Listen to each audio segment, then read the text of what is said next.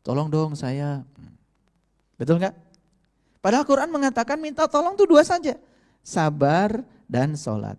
Tetapi yang demikian ini menjadi amat sulit. Illa alal khosiin, kecuali bagi orang-orang yang sudah mencapai tingkatan khusyuk. Dan saya ingin kasih tahu, khusyuk itu bukan konsentrasi. Khusyuk itu juga bukan menjadi lupa dunia. Karena banyak yang kemudian berpersepsi salah. Mohon maaf ya, ibu tadi yang bertanya sama saya. Ada orang yang bertanya juga sama saya begini, Pak, saya kadang-kadang kalau sholat itu khusyuk, kadang-kadang tidak khusyuk. Pertanyaan saya, apa yang dimaksud dengan khusyuk? Pokoknya kalau saya sholat itu saya lupa, gak ingat apa-apa. Lah, gak ingat apa-apa tentang dunia tidak identik dengan khusyuk yang dimaksud dengan Al-Quran. Hati-hati loh. Tidak ingat apa-apa yang di dunia tidak identik dengan khusyuk yang dimaksud dalam Al-Quran. Karena ada lanjutannya. Siapa orang yang bisa khusyuk? Nah, di ayat yang selanjutnya, ayat yang ke-46, kemudian Allah berfirman seperti ini. Siapa orang yang khusyuk itu? Allazina yadunnuna annahum mulaku rabbihim wa annahum ilaihi rajiun. Jadi orang yang khusyuk itu adalah orang yang yakin bahwa dia akan jumpa dengan Tuhannya. Saya terjemahkan apa adanya ini. Karena ada kata-kata mulaku rabbihim. Liqa itu bahasa Arab, suka atau tidak suka, terjemahan bahasa Indonesia adalah jumpa. Mulaku rabbihim berarti jumpa dengan Tuhan. Jadi ternyata khusyuk itu adalah sebuah kondisi yang diawali dengan proses perjumpaan. Nah, dimensi perjumpaan tentu saja sangat luas. Jangan terperangkap oleh kata-kata seperti saya berjumpa dengan ibu bapak sekarang. Dimensi perjumpaan kita ini, dimensi perjumpaan yang bersifat material. Dalam sebuah ruang dan waktu yang sama. Sedangkan Allah itu kan tidak terkungkung oleh konsep ruang dan waktu. Makanya hati-hati ya menjustifikasi kata berjumpa. Oleh karena itu untuk ya mengalami proses perjumpaan itu, disitulah tidak bisa kita kemudian berjalan sendiri. Disitulah perlu tuntunan seorang guru. Makanya harus mencari guru supaya tidak salah. Karena belajar spiritual tanpa guru, ikutannya adalah setan. Itu berbahaya. Jadi kalau begitu apa itu khusyuk? Khusyuk itu adalah sebuah kondisi yang terjadi, kondisi spiritual yang dimulai dengan proses perjumpaan. Kata siapa? Ini bahasa Quran, bukan bahasa persepsi kita. Itu dulu. Nah, kalau kita merefer kepada Nabi Muhammad, beliau kan dalam hadis mengatakan, "Shallu kama ra'aitumuni usolli." Salatlah kamu sebagaimana kau lihat aku salat. Kalau kita lihat ya, para sahabat pada saat itu, Nabi Muhammad sedang sholat, sahabat di belakang Nabi, bisa melihat gak Nabi sholat? Bisa kan?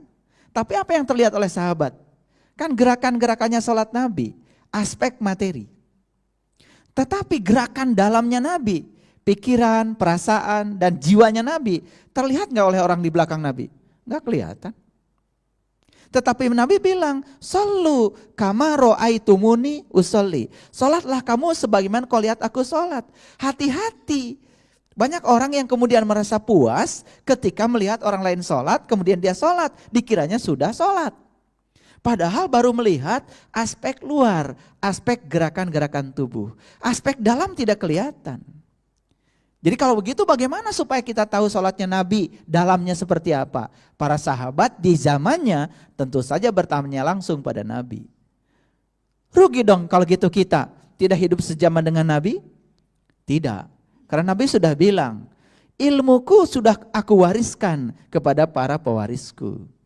Makanya kemudian Nabi bersabda, al ulama warasatul anbiya.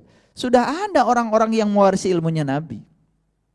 Siapa itu? Ya tentu saja yang sederhana.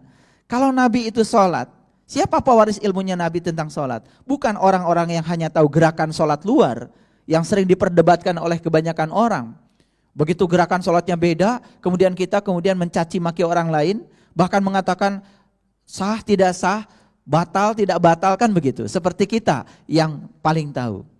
Padahal sesungguhnya inti sarinya sholat di dalam Al-Quran. Kalau kita merujuk kepada Quran surat Toha ayat 20. Innani anallah la ilaha illa ana fa'budni wa aqimis sholata li zikri. Sesungguhnya aku adalah Allah, tidak Tuhan selain aku. Sembahlah aku dan dirikanlah sholat untuk mengingat aku. Bagaimana proses mengingat itu terjadi? Mengingat itu harus dimulai dengan proses penyaksian.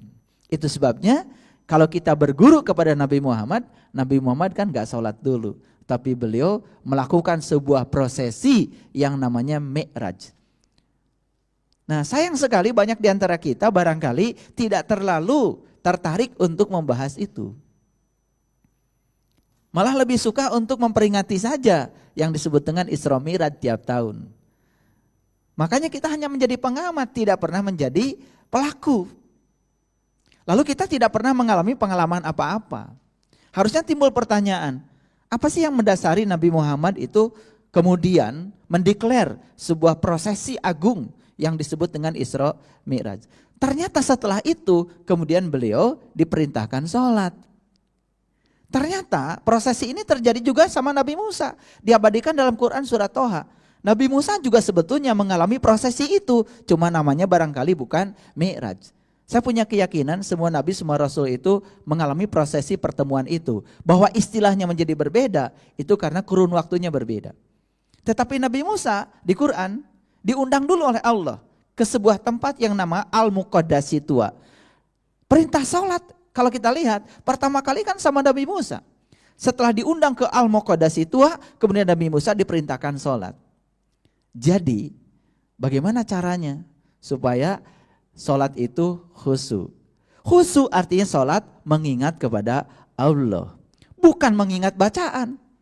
Ada juga yang mengatakan yang penting sholat itu supaya khusyuk, fokus aja pada bacaan. Kemudian kita artikan bacaan itu. Hati-hati kalau kita mengingat bacaan bukan mengingat Allah, karena bacaan itu bukan Allah. Banyak sekali sebetulnya kerancuan-kerancuan. Nah, sekali lagi, Bapak Ibu tidak akan pernah bisa mengingat sesuatu kalau sesuatu itu belum pernah disaksikan. Karena syarat sahnya ingat harus tahu yang diingat. Bagaimana supaya khusyuk? Berarti pikiran ini, batin ini harus mengalami sebuah pengalaman. Pengalaman apa? Pengalaman melihat. Maka itulah sesungguhnya pentingnya kita belajar untuk meniti ke dalam diri agar batin kita, dalaman kita mengalami sebuah pengalaman, proses penyaksian. Dan itulah yang akan mendorong seseorang memiliki sebuah pengalaman bagus. Sholatnya hanya mengingat kepada Allah. Nah, bacaan hanya sarana untuk berkomunikasi dengan Allah. Di tingkat yang seperti itu, baru sholat itu menjadi punya makna, punya rasa. Sholat kita menjadi ada nilai. Nilai sholat kita terletak pada rasa. Rasa penyatuan dengan Allah. Sesuai dengan definisi sholat itu sendiri. Sholat itu kan artinya penyatuan. Dari kata waslat. Waslat itu penyatuan. Makanya sebelum sholat kita disuruh wudhu. Apanya wudhu? Wudhu itu artinya perpisahan. Berpisahlah dulu dengan selain Tuhan, baru sholat. Baru sholatnya menyatu dengan Tuhan. Hanya mereka yang bisa berpisah dengan selain Tuhan yang bisa menyatu dengan Tuhan. Kapan proses penyatuan terjadi? Ketika kesadaran kita beresonansi dengan kesadaran Tuhan.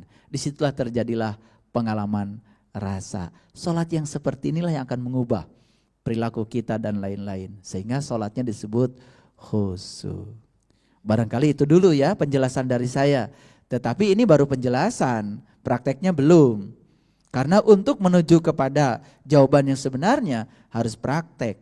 Dan saya tidak bisa mempraktekkan di sini. Karena ada waktu khusus untuk belajar itu. Tetapi ini rambu-rambunya supaya tidak salah. Assalamualaikum warahmatullahi wabarakatuh. Nama saya Eti. Saya sudah 2 kali berkunjung ke Makkah dan Madinah untuk melaksanakan ibadah haji dan umroh. Saya sudah mengikuti semua ritual-ritual haji dan umroh, Pak. Namun saya belum merasakan apa-apa. Rasanya masih kering. Yang ingin saya tanyakan, mengapa hal ini terjadi kepada saya? Mohon dijelaskan. Demikian, Pak. Waalaikumsalam warahmatullahi wabarakatuh.